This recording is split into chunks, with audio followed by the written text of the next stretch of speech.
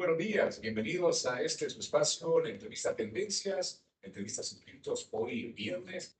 Usted siempre está ahí pendiente de este espacio de entrevista. Recuerden, los lunes y viernes de 6:30 a 8 de la mañana, a través también de las plataformas de TVO y ahí también puede usted seguirnos en nuestro X. Usted nos puede encontrar como Tendencias SB. Vaya a su cuenta X y denos seguir y obviamente conocer más de la entrevista. En esta mañana, siempre conversar con amigos, con analistas.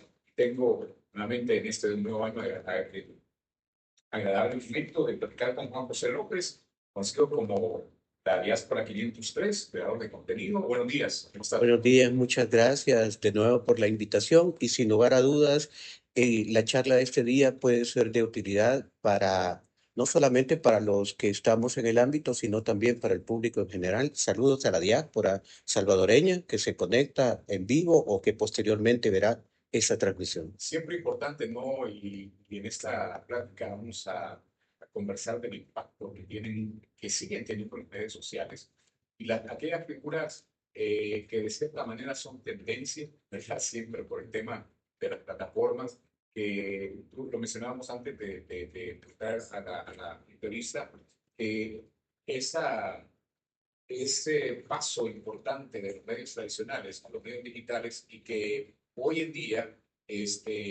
los medios digitales o el medio convencional tienen que hacer esa transformación a los medios digitales que hoy por hoy sigue siendo más fuerte porque a veces uno dice, mire, uno que tiene cable, por ejemplo, el cable de televisión, dice uno, ¿cómo lo tiene? Dice, toda la gente lo tiene, pero no.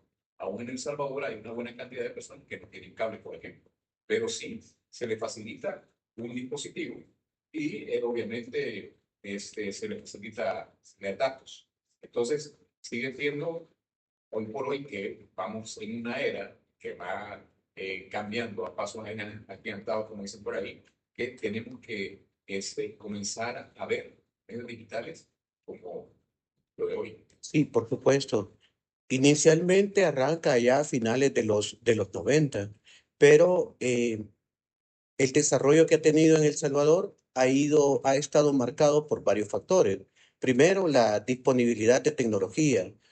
Estamos hablando, por ejemplo, de dispositivos o de conectividad a Internet, ancho de banda. Después, el conocimiento y la maduración de esas herramientas tecnológicas. Y por último, aspectos que son muy esenciales como la regulación. ¿Por qué? Porque si bien es cierto, el reporterismo ciudadano ocurre desde hace mucho tiempo, hace falta un marco jurídico para regular qué o no se dice en las redes sociales, como sí ocurre con los medios de comunicación. Esto no significa estar censurando, Sí. monitoreando, fiscalizando, pero sí regulando para hacer bien las cosas. Y luego, sí, básicamente los medios digitales se han convertido en en el primer medio de contacto, no solamente con los medios de comunicación, sino con la sociedad en general. De hecho, miramos recientemente a Mark Zuckerberg que le cambió el discurso, porque si bien es cierto, durante estuvo el presidente Biden, tuvo unas tremendas restricciones de todas las plataformas de Meta, pero recientemente vimos un video donde decía que iba a cambiar sus políticas. Sí, por supuesto. Y eso es muy interesante porque yo lo mencionaba recientemente. Por ejemplo, en la plataforma X no hay censura de ningún tipo. Ahí se encuentra cualquier tipo de contenido. Ellos comenzaron a aplicar el año pasado un método de verificación de la información que se comparte, porque evidentemente las fake news, digamos que ya no es un tema de moda, siguen ocurriendo. Sí. Es decir, en algún momento cuando el presidente Trump lo pone en la mesa global acerca de las noticias falsas, pues todo el mundo hablaba de las fake news. Hoy ya no se habla tanto, pero siguen existiendo. Lo mismo va a pasar con Meta. La censura va a disminuir, las barreras que ya tenía establecidas y todo obedece, interesantemente, a un cambio de visión política en Estados Unidos. Claro, y eso trasciende los países que consumimos todas las aplicaciones de Meta, ¿no? Por supuesto, sí, definitivamente. Bueno, hace tiempo, tengo rato de no hacer esa medición, pero a mediados de la década pasada se decía que si Facebook fuera un país, sería la tercera o segunda nación del planeta por la cantidad de personas que tienen un perfil, tienen negocios, se comunican, generan entretenimiento. Es decir, tiene todas las características y cualidades. En ese sentido, la popularidad de esta y las demás plataformas de Meta sigue, a pesar de que Facebook ya tiene mucho tiempo y es catalogado como una plataforma para personas adultas, sigue teniendo una relevancia muy importante, no solamente para eso, sino también en materia comunicacional o de entretenimiento. No sé, yo porque, sí, pues, con un informe que yo vi, creo que en el 2018, y enmarcaba la cantidad de salvadoreños que tienen en cuenta tanto, bueno, ahora X, Facebook, Telegram, Instagram y ahora TikTok. No sé si hay algún estudio reciente que tiene actualizados sus datos. Claro, igual yo, pues como me alejé del periodismo y me dediqué más que todo al trabajo de comunicación institucional, estoy un poco desactualizado. Sin embargo, hay una firma consultora en Guatemala de un buen amigo, Juan José Cont, se llama eLifeBuild. Ellos todos los años presentan un estudio de redes sociales en América Central. Y el último que recuerdo haber visto, porque fue el último año que trabajé en el ámbito periodístico, fue justamente de 2018, en donde El Salvador aparecía como el segundo consumidor de plataformas de Meta. En El Salvador somos muy facebookeros, Ujú. utilizando el término coloquial, seguido de WhatsApp y seguido de Messenger, a diferencia del resto de países de Centroamérica. Guatemala, por la densidad poblacional, que hasta donde yo recuerdo eran 18 millones de habitantes, no oficial, porque me parece que todavía no ha ocurrido el censo, estaba en la primera posición, pero en ese caso por la densidad poblacional. En cambio, El Salvador, sí, un alto consumidor de Facebook y se informa, comenta, se entretiene, negocia, compra, vende e interactúa con la sociedad digital de El Salvador a través de dicha plataforma. Ahora también es interesante ver que antes no existía TikTok. Quizás lo que consumían las personas era Facebook. Y también como que se segmentaba, por ejemplo, quienes consumían en ese momento Twitter, ahora X, quienes consumían, por ejemplo, se decía que los jóvenes son los que consumían más Instagram y, como tú lo mencionas, adultos Facebook. Y ciertas personas consumían eh, Twitter, ¿no? Ahora, viene, y que por cierto, esta otra plataforma, Snapchat, que no fue muy famosa, pero sí, de cierta manera, pero ahora vemos ahora TikTok. ¿Quiénes están consumiendo esto?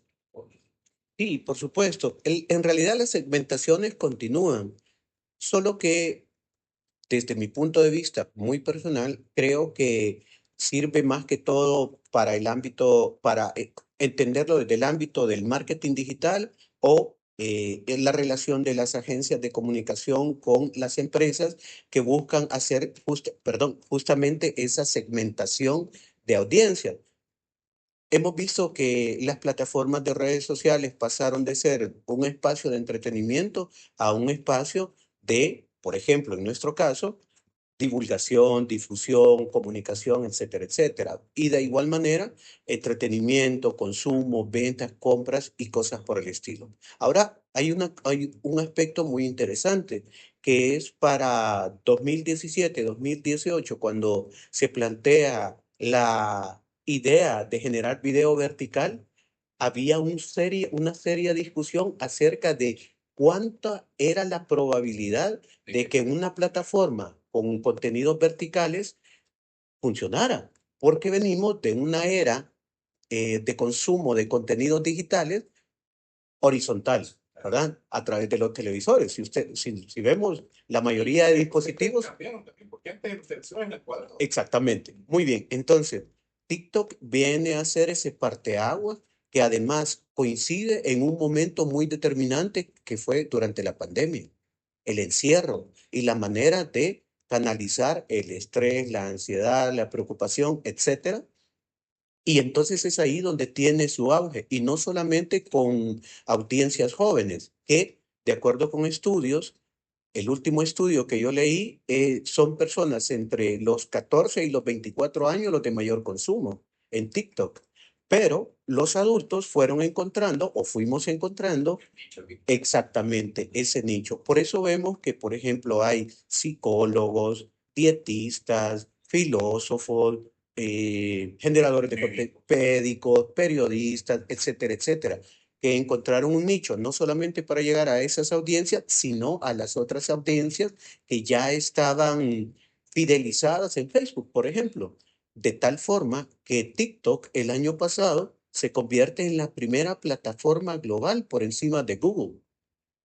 Impresionante, ¿no? Y no dejemos de lado también YouTube, que en su momento fue una herramienta, ¿verdad?, de consumo y que fue también como la plataforma para los creadores de contenido.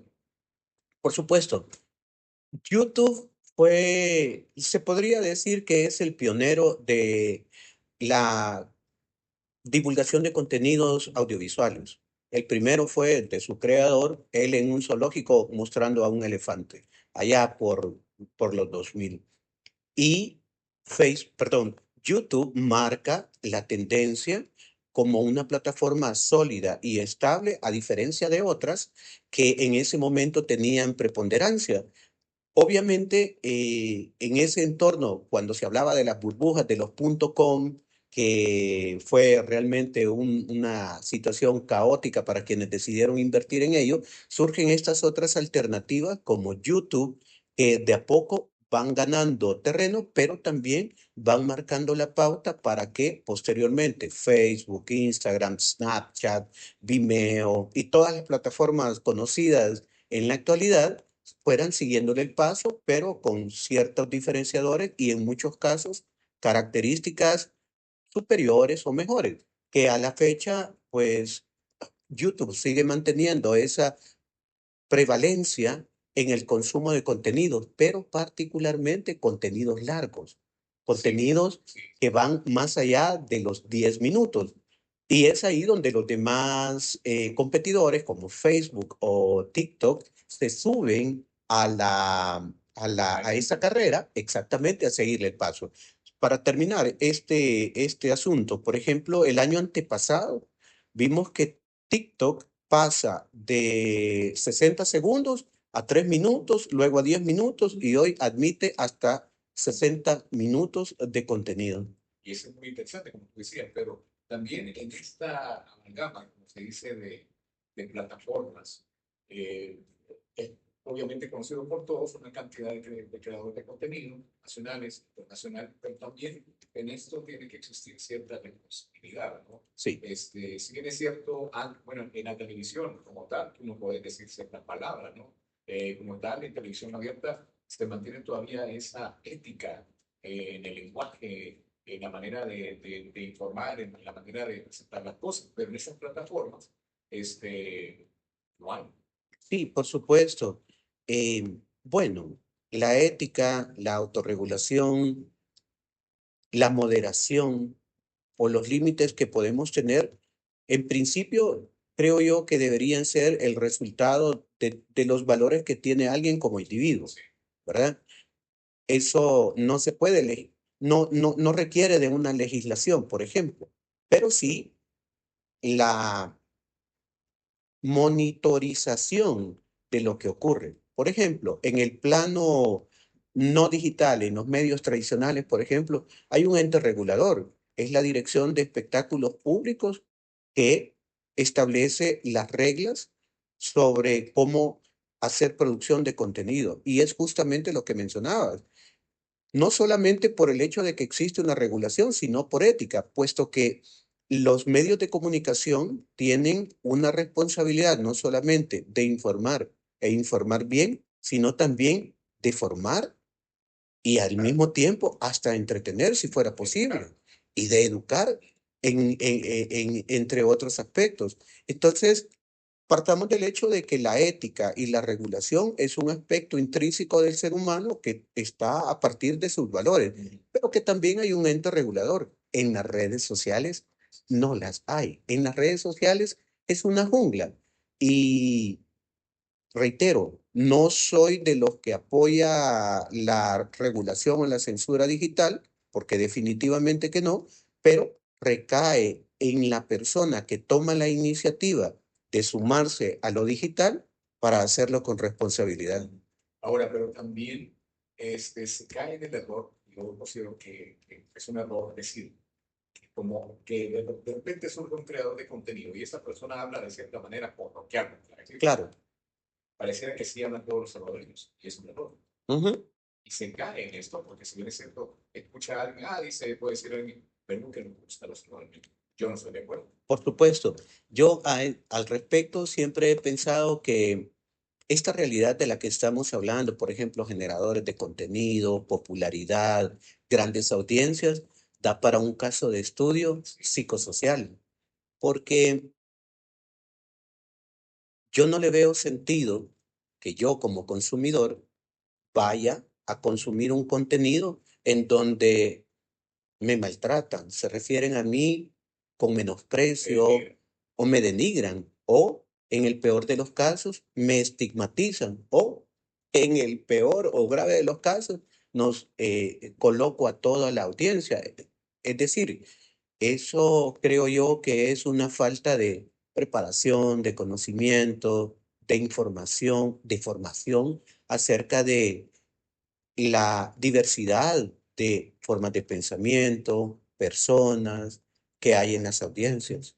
Ahora, pero eso puede, en eso, la libertad que te dan esas plataformas puede caer en una cantidad de errores. Por supuesto.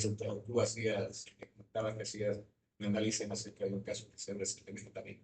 Sí, bueno, pues un caso que ya todos conocemos, que no es necesario mencionar con especificidad, puesto que es lo que está ocupando la agenda nacional, no solamente por el hecho de el planteamiento que se hace, sino también desde varias aristas. En principio, pasar por alto aspectos que rayan en la revictimización de las personas que se vieron afectadas, por ejemplo, por los grupos terroristas. Y ojo, que el término grupos terroristas no es algo que yo me haya inventado, sino que, como sabemos, en 2016 se aprueba una ley que cataloga a estos grupos como terroristas.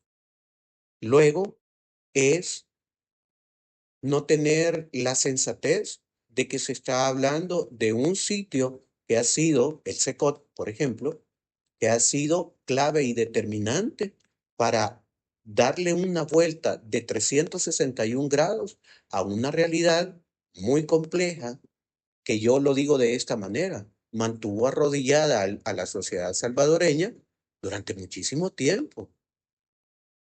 Y luego, eh, pensar que si bien es cierto, no hay un marco regulatorio o que no hay un ente que verifique lo que se publica en las redes sociales, nos da la libertad de decir lo que querramos, incluso transgrediendo la ley, creo yo que es realmente falta de sensatez. Aquí hay que entender dos cosas.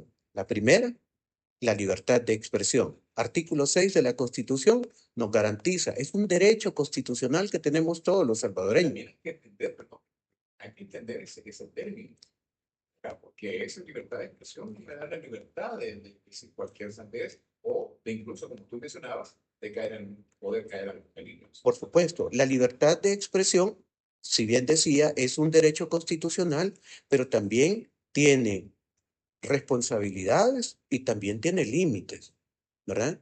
En el entendido de que yo tengo libertad de expresar lo que deseo, pero eso no debe transgredir ni la legislación y mucho menos afectar a terceros. A eso me refería, por ejemplo, con la revictimización de los familiares de miles de personas. Yo Rápidamente lo cuento. Un día tenía años de no ver a un viejo amigo de la escuela y me dijo, es que ya no vivo en la colonia porque llegó el jefe del lugar y me dijo, o me das a la niña o te vas. Y se fue con lo que tenían puestos y el que nunca regresó, a pesar de que hoy la situación, pues gracias a Dios, ha mejorado. Y el otro aspecto es el libre albedrío, ¿verdad? Porque todos tenemos libre albedrío, pero también, al igual que el derecho constitucional de la libertad de expresión, el libre albedrío nos permite elegir entre lo correcto y lo incorrecto. Reitero, falta de sensatez, falta de preparación, falta de conocimiento, inmadurez, si es posible llamarle, o, bueno, en el peor de los casos, como dice Deepak Chopra en las 7 leyes espirituales del éxito, el ego. Sí, sobre todo, pero también esto manda un mensaje bien claro, ¿no? A todo el creador de contenido esta dirección, diría yo, porque si es cierto hablar de creador de contenido, también hay que segmentar, que lo hablamos la pasada, ¿no? Gente que se ha dedicado a crear contenido educativo y están estos, ya que no sé si realmente se le puede llamar creador. Bueno, sí, se les puede llamar creadores de contenido en el sentido que producen, utilizan las plataformas, ya sea que se trate de fotografía, los podcasts en audio o los podcasts en video, se genera contenido. Ahora, la calidad del contenido, el fondo del contenido o la ética del contenido, pues es un tema que si bien es cierto, está relacionado esa parte, ¿verdad? Pero todas las personas que utilizamos las plataformas digitales para decir, miren, acaba de ocurrir un accidente, que eso es reporterismo ciudadano, un concepto que tiene mucho tiempo de existir, son generadores de contenido. Ahora, el asunto está en la responsabilidad de generar contenido. Y lo hablábamos en el programa anterior. Los generadores de contenido tenemos una enorme responsabilidad de las cosas que decimos, porque en el entendido de que hay diferentes audiencias y hay personas que tienen más o menos eh, la capacidad de discernir entre que algo es correcto y algo es incorrecto, se termina influenciando o alienando esa forma de pensar. Hay muchas personas que dan por válidos los que dice en las personas, estas otras personas que están en las redes sociales, a pesar de que no necesariamente tengan que ser cosas correctas e incorrectas. Y la segunda parte es cómo a mí me parece muy acertada la reacción por parte del gobierno de zanjar la situación y decir, no, espérense. Porque si bien es cierto, cuando, y hacer el caso puntual, ¿no? El que le pasó a este muchacho, a este gay, cuando el secretario de Comunicación, y en 2 ocasiones lo hizo, primeramente cuando, en principio, cuando este muchacho habló que iba a hacer esta actividad, el SECOT, y el muchacho dice, solo un tonto dice, piensa que yo lo iba a hacer, y él lo dijo textualmente en su video, pero viene el secretario de Comunicaciones y lo frena. Sí, por supuesto. Como mencioné, creo que es acertada y oportuna en el entendido de que, como hablábamos hace un momento, banalizar el esfuerzo de seguridad que ha ocurrido en los últimos 3 años y al confrontarlo con todo los años y décadas de sufrimiento por parte de los salvadoreños, eso es atentatorio, eso es revictimizar a las personas que, reitero, fueron víctimas de ello. Además, es irresponsable, ética y socialmente. Es irresponsable, es perder el tino de las cosas que son verdaderamente importantes. Y luego queda muy claro, no solamente para este generador de contenido, sino para todos. Y aquí viene un aspecto muy importante. Los generadores de contenido debemos ser responsables de las cosas que decimos, sin importar que tengamos un derecho constitucional que nos permita. Por supuesto, por supuesto. Vaya, a ver, y eso también nos obliga a otro aspecto, a conocer las leyes de nuestro país. Hay una máxima que dice que el desconocimiento de la ley no te da derecho a violentarla, ¿verdad? O sea, yo no puedo decir, "Ah, en serio, no sabía. Ay, fíjese, mire, perdón, entonces ya no lo voy a hacer". Ya hay puede rayar en el delito, puede rayar en el delito. En las reformas del Código Procesal Penal de 2022, artículo 252 y 252b, se habla de la apología del delito. Y eso implica el culto directo o indirecto a manifestaciones relacionadas con actividades delictivas. Entonces, yo no puedo decir, en serio, eso es delito. Por eso es que la responsabilidad de los generadores de contenido y bueno, y el público en general, en realidad, ¿verdad? De todos los salvadoreños, recae en que debemos estar informados. Rápidamente, yo a mi audiencia le digo, lean, cultívense. Hay 6 cosas que yo recomiendo que se lean: la Biblia, la Constitución, el Código Procesal Penal, el Reglamento de Tránsito, el Código de Trabajo y la historia del Pues país. hoy por hoy el reglamento de tránsito mucho más. Definitivamente. Pablo, muchas gracias. Gracias, de verdad, siempre los temas son interesantes y también dan ese plus interesante. Quiero saludar a la gente que está conectada en YouTube, a René Rodríguez, a Mayra Enríquez también, y a cada una de las personas que están ahí conectadas, que siempre tú me lo mencionabas. Un saludo especial para ellos. Sí, por supuesto. Muchas gracias nuevamente por la invitación. Espero que lo que hemos conversado sea de utilidad para las personas y siempre a la orden. Muchas gracias. Nosotros, permítanos un momento, vamos a un corte, regresamos con la segunda parte de su entrevista Tendencias.